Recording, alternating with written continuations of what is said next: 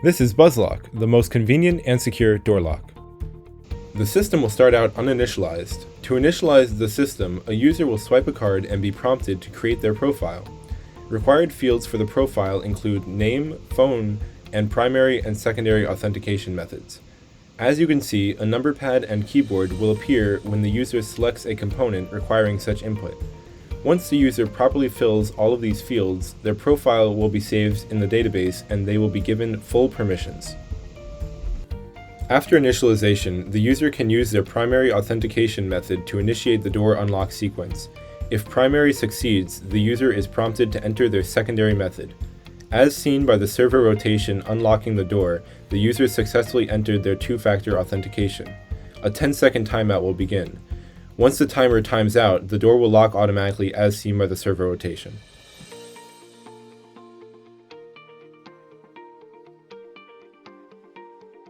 The user is able to override the timer and use the Lock Now button to immediately lock the door.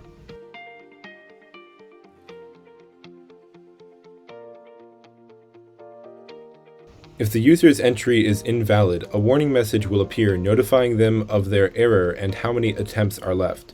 The user will be given 3 attempts. Once all attempts are used, the user is denied access to the system. After a 10-second timeout, the idle screen appears.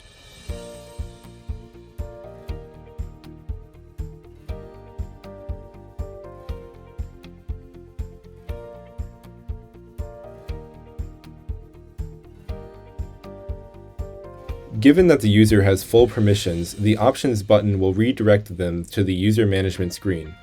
Here the user can edit all fields of any profile within the system, including permission levels. If the last user with full permissions is removed, the system would reset to an uninitialized state. Upon closing the User Management screen, the timer will resume to relock the door.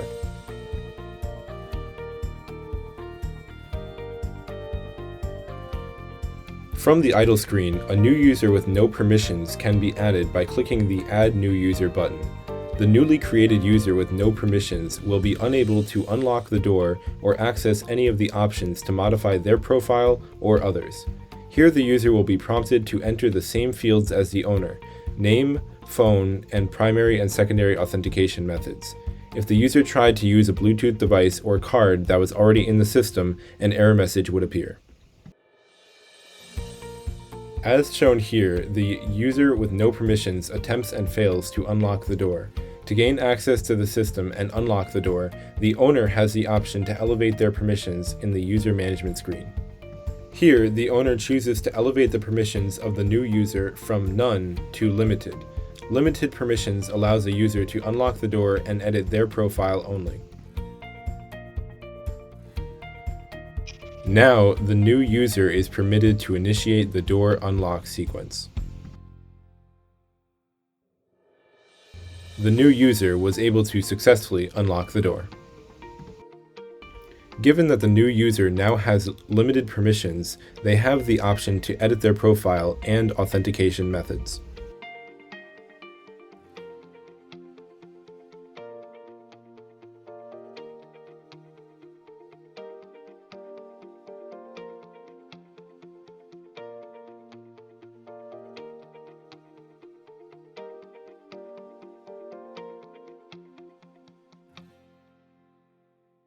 The user can also remove themselves from the system. The door locks upon removal of the user. The system has been reset to illustrate the functionality of Bluetooth as a primary authentication method.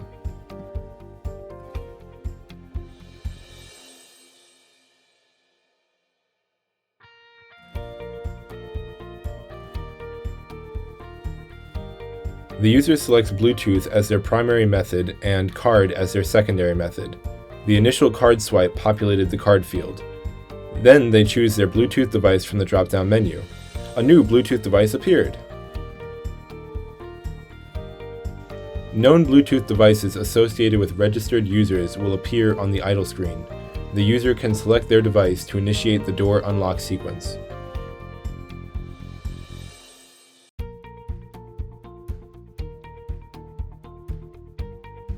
From the idle screen, if the Bluetooth device registered with this user is visible and the user has a card as their secondary method, they can swipe the card on the idle screen to automatically unlock the door.